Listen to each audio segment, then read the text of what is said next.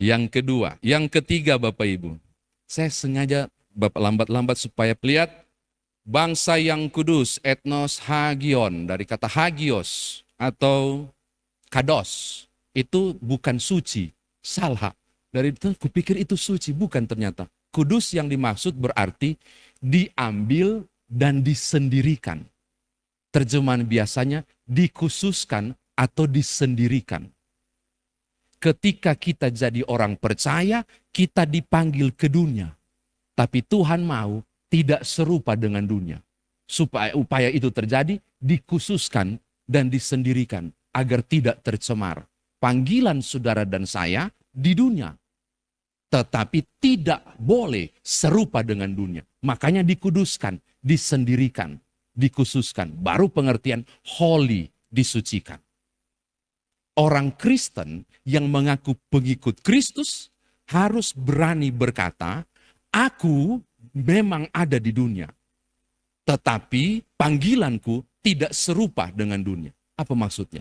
Kekristenan harus menunjukkan bahwa bukan ke gereja, tapi bergereja berarti berani tampil beda. Oh, ini harus ditekankan kepada saudara. Ketika kita berkata, aku Kristianos, pengikut Kristus, saya mau bilang bahwa kekristenan saya, identitasnya bukan cuma hari Minggu. Tapi perilaku hidupku, saya berani tampil beda. Tampil beda untuk tidak serupa dengan dunia. Namun berapa banyak di antara Bapak, Ibu, dan saya, yang saya yakin tidak ada di Margo Mulia, mungkin di gereja yang lain, yang akhirnya mulai kompromi tentang hal-hal tertentu supaya diterima oleh dunia. Sorry to say, harus sampaikan itu. Berapa banyak dari kita yang kompromi tentang itu. Di YouTube sih, kita prihatin dengan kondisi. Ada banyak hal. Berapa banyak dari Bapak Ibu Saudara yang tidak mengatakan tidak di luar sana. Tentang potensi-potensi kejahatan yang mestinya kita katakan tidak ketika terjadi di luar atau di dalam, supaya kita berani tampil beda.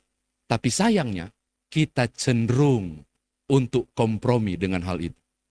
Kalau saudara membaca kitab Amos, nabi kerdil dan kecil, tapi bernyali besar, saya mau katakan, itu Kristianus.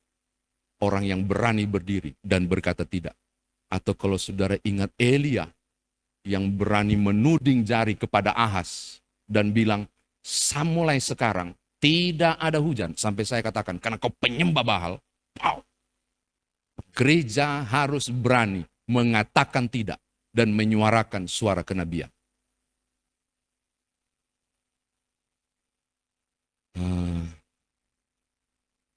Waktu perjalanan ke sini, saya telepon pendeta Boydo. Karena tertarik dengan gereja ramah disabilitas. Itu panggilan kita loh Bapak Ibu.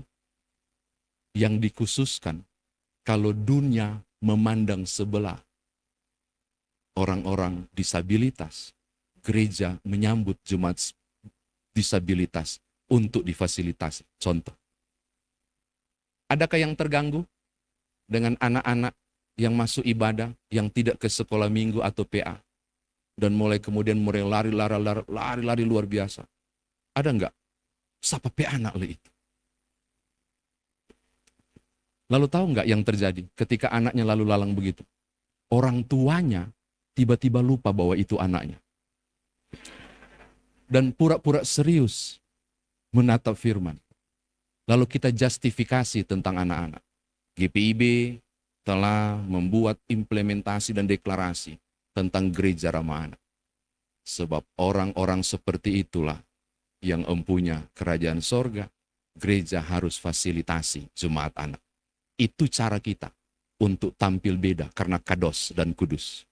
Kalau di dunia anak-anak didiskriminasi, kejahatan luar biasa. Ini lagi heboh Bapak Ibu, kejahatan dunia digital terhadap anak-anak. Kita mulai proteksi. Itu kita berani tampil luar biasa. Jadi nggak bicara lagi soal dosa-dosa, enggak. Kepedulian, care gereja, supaya kita berani tampil beda dalam pelayanan. Amin.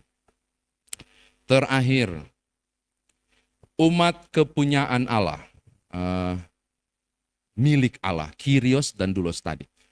Bapak Ibu pernah tahu kirbat? Kirbat, kantong kulit untuk minum, itu sangat private, itu sangat pribadi. Di mana orang pergi berjalan, kirbat pribadinya selalu ada dan dia minum. Kalau saudara baca di Mazmur, Alkitab bilang begini, air mataku, ku tampung, air mataku Tuhan tampung di kirbatnya. Itu bicara soal apa? Private. Masalahmu sangat pribadi, Tuhan terima. Maka poin keempat mau bilang begini, milik kepunyaan mau bilang begini, dimanapun saya pergi, saya adalah kirbat milik kepunyaan Allah. Maka di mana ada milik kepunyaan Allah, di situ Allah berada. Mau bilang begini, orang yang bergereja atau menggereja tahu, kemanapun aku pergi dan berada, aku paham, aku tidak pernah ditinggalkan. Apapun yang saya alami, apapun yang saya rasakan, saya tahu, saya tidak sendiri. Orang yang bergereja berarti orang yang memahami satu konsep penting. Badai besar akan ada, tapi di perahu masih ada Tuhan. Orang yang bergereja akan tahu bahwa ikut Yesus bukan kemudahan yang didapat. Bukan tidak ada masalah. Tapi kalaupun masalah ada, dia ada bersama. Milik kepunyaan Allah mau bilang begini, tampilan saudara harus sampai pada titik level yang tinggi. Saya bukan hanya mau mulus kehidupanku, tapi kalaupun Tuhan izinkan gelombang ada, Tuhan nakodailah bahteraku. Itu prinsip menggereja, bahwa kehidupan umat percaya dipanggil untuk mengerti. Orang Kristen tidak dipanggil untuk buang salib. Tapi orang Kristen dipanggil untuk pikul salib. Siapa lagi namanya teolog Asia tuh? Yosuke Koyama ya. Tidak ada gagang pada salib. Karena tidak ada gagang pada salib, tidak bisa diseret. Tidak digantung, tidak dibikin stiker di mobil. Tidak ada gagang pada salib, satu-satunya buat salib, mikul. Dan bicara soal pikulan, bicara soal berat. Bicara soal berat, bicara soal kejatuhan. Kristen dan dipanggil, aku milik kepunyaan Allah. Jatuh sekalipun, dia tidak akan biarkan aku hingga tergeletak. Amin. Terakhir sekali. Tolong lihat, untuk apakah saudara dipanggil? Tolong lihat ayat pasal 2, ayat yang ke-9.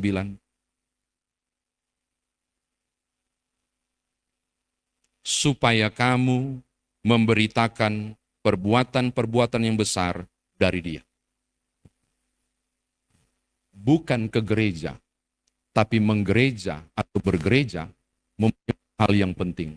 Seorang percaya yang dipanggil keluar dari kegelapan punya tanggung jawab besar, yaitu untuk memberitakan perbuatan-perbuatan Allah yang ajaib. Saya senang main TikTok karena dunia digital ini bisa digarami dan diterangi dengan firman. Tapi juga ngeri-ngeri sedap. Karena banyak pengajaran-pengajaran yang ajaib yang justru membawa kita bukan pada pertumbuhan iman, tapi kejatuhan.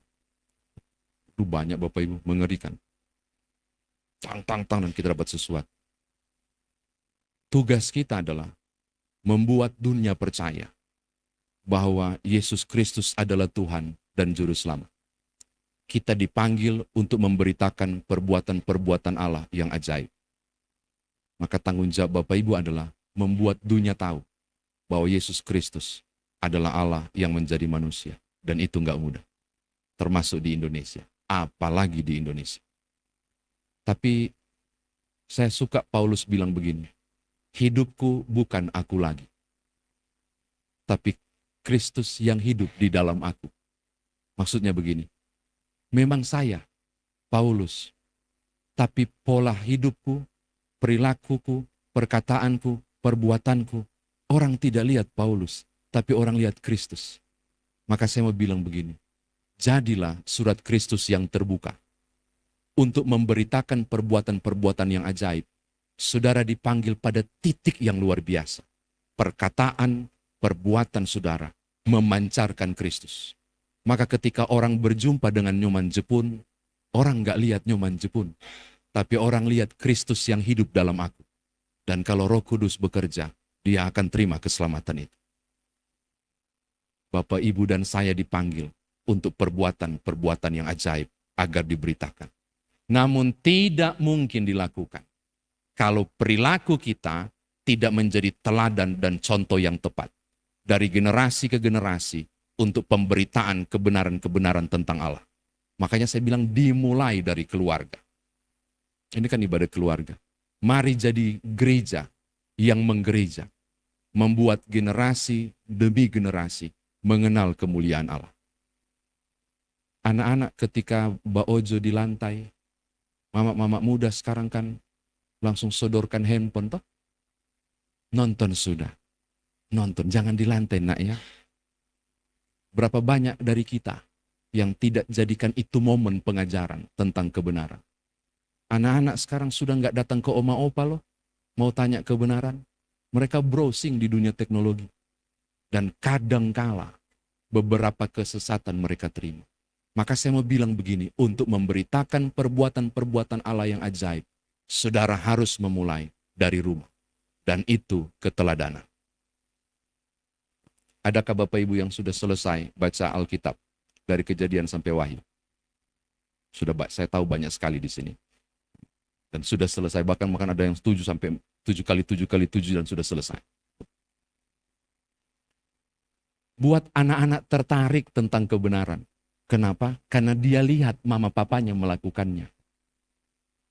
Buat anak-anak tahu bahwa sebelum makan harus sembahyang. Simple.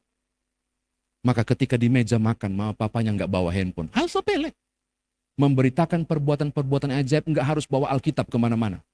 Tapi teladan tentang kebenaran, saudara dan saya kerjakan. Itu yang hilang di generasi ini. Makanya gereja bagi saya adalah keluarga. Kita dipanggil paling perdana untuk konsep itu. Seorang lansia, oma, pingin sekali ke cucunya dan bermalam di rumah cucunya.